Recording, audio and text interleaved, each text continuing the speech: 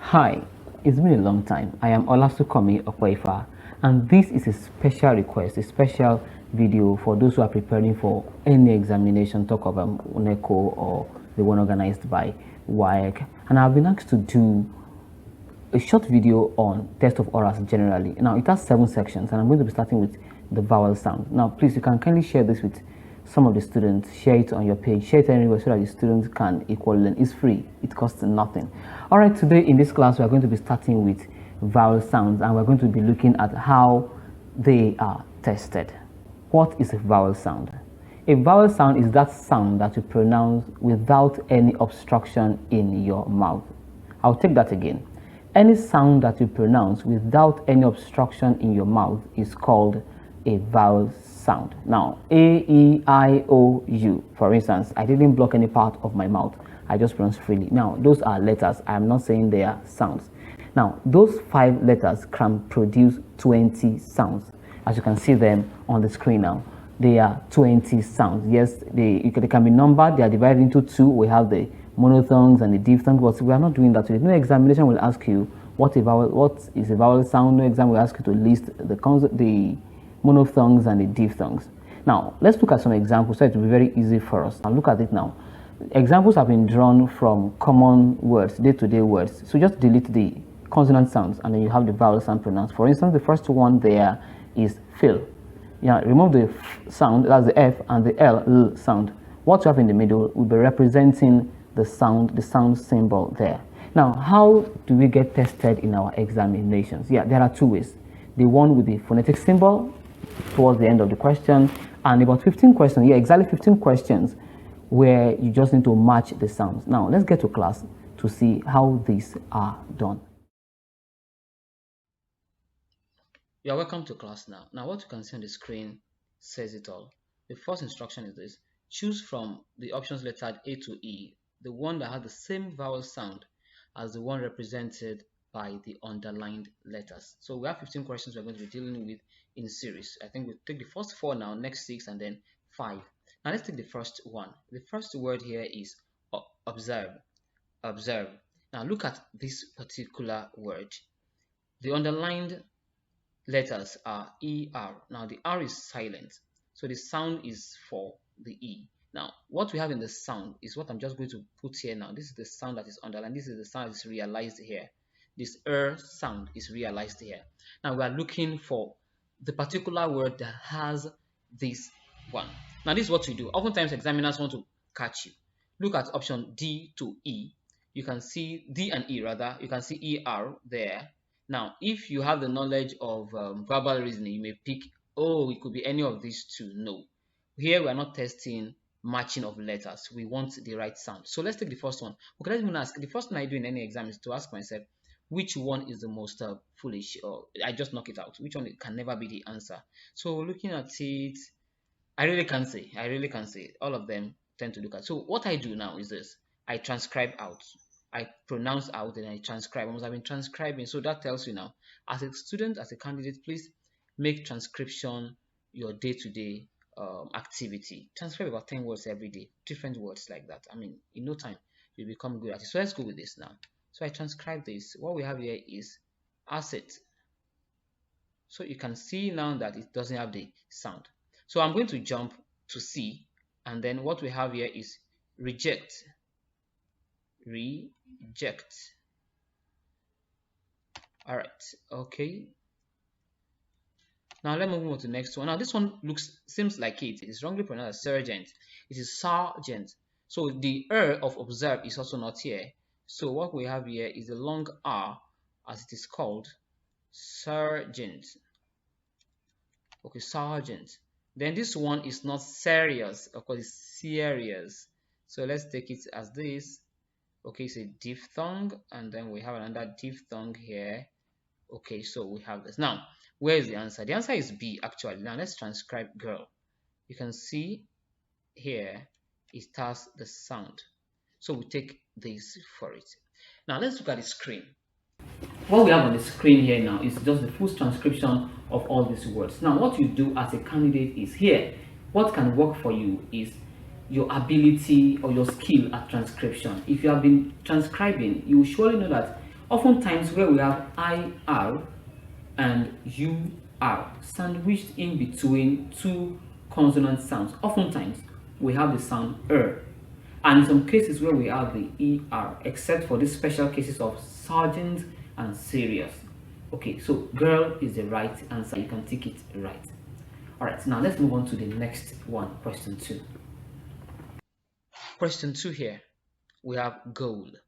Goal. Now the tactic here, what you just need to do here is to look at the option and look at the one you are very sure of. Now the first option, option A, is BOWEL, that we pronounce Bowel, commonly Bowel, but that is wrong. I'm coming back to that.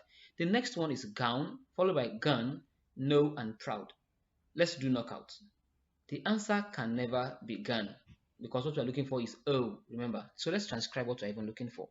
So we have it here. This is what we are looking for. So O, no, it can't be gun. So I take down to be, I cross it out, then it can't be gown. Okay, we are not looking for ow, we are looking for O, so we cross it out. Then let's look at another one that looks like it's proud. We are looking for O, ow, and O are not the same. Now we are in between Bowel and no. Now this is what you're supposed to do here now. So let's come to the screen. Look at it here now. This is what you're supposed to do as a candidate. Now look at me so I can say it. Look at which one do you think you are very sure of has the sound O and you don't doubt. You agree with me, it is no. Because Bowel or whatever you call it can also be pronounced L. Now remember towel and towel. You know the argument there. The right pronunciation is towel. So who told you that your bowel is not also bowel? And that's the right pronunciation. It's bowel. Okay, bowel. So that can be the answer. It is. The examiner is just playing on your ignorance. So the right answer, once you are sure of it, no. Of course, no is no. We've never had any variety of no to be new or now. No. So just go straight for your answer. Do not doubt at this point. So that's the tactic there. Just say go, no, pick it. So here now, our answer is, oh, you can take it now. Take it, our answer is no. All right, let's go to the next question. Here we have nag, nag. Now the sound we are looking for, the vowel sound we are looking for there is this one, ah. Now here you need to be very careful because I think we have varieties of R, R, and the rest here now. So let's transcribe. Transcription will help you. Then I will also tell you something else. Now let's look at transcription quickly of this particular, the first one, bark. Now what we have here is the long one, bark. Okay, here we have cajole. Cajole, ka there is on straight. That's why we have the sure sound. The sure sound is that E turned upside down.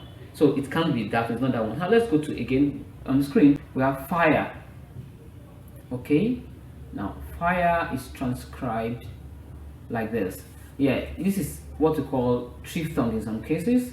Those who accept it to be triphthongs, yeah, and that's a sound together. Fire, that's a sound together. We're just looking for the first one, not the three in combined. And then we have pyramid. P, sure sound, and made. Okay, and finally, I love the fact that the right answer is in the last option. We have send. Look at the option. The given word nag, N-A-G. Letter A is sandwiched in between N and G. Then we have the vowel 4, that is A sound that you have there. The same condition is repeated in the last option, sand, in between two consonant sounds. Now, except R. If R is the second consonant sound coming immediately after letter A, you know it is R. I mean, if you cannot get it that way, just get accustomed to transcription and it will help you. But for those who understand what I'm saying, you will agree with me that where you have A and R together, then you have R, that is park, car, and those ones. So R has a way of changing short sound, if there's any, to long.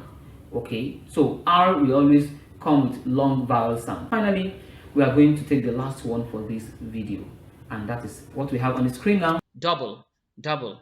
So what we have here transcribed, what we are looking for is this V. My friend will call it inverted V. Now let's quickly do a knockout. What I do here is I knock out. Option C seems to be the most foolish option here. Say gauge. Of course, we are not looking for A. So I knock it off. Now we have 2 left. Burn and hurdle tend to follow the condition I mentioned earlier about UR in between 2 consonant sound that will give us sound. So what we have here is okay, all right. Now, so it can't be any of these 2 knocked off. Now what we have here is, now we have these 2, yonder and under. Now you may be wondering, okay, you've seen where all sound pronounced as or has the sound that we are looking for. Now this is it. Just know this for knowledge. Anywhere you see letter U pronounced as and that's a variety of all sound, R, and the rest, know that the all there is this V turned upside down. Okay, we call it inverted V. Okay, so what we have in yonder is a short up. So you agree with me that under is the right answer. Be consistent with 2 things: regular transcription and practice of your past questions. So when you transcribe regularly, unconsciously certain skills will be dropped in you. You will understand the way it works, and you may not even be able to explain it. I mean, for a good number of years, I kept on transcribing. I remember a student of mine some years ago, all he did was just to transcribe all the words and options. And this friend that has been having F9 exam came back with P3 that particular year. So just marry 2 things: practice your past questions regularly, and then transcribe all the time. So in the next video, we're going to be looking at 6 other questions, okay, and we look at how the examiners want to, not really to confuse you anyway, wants to know whether you are eligible to move on to the next level.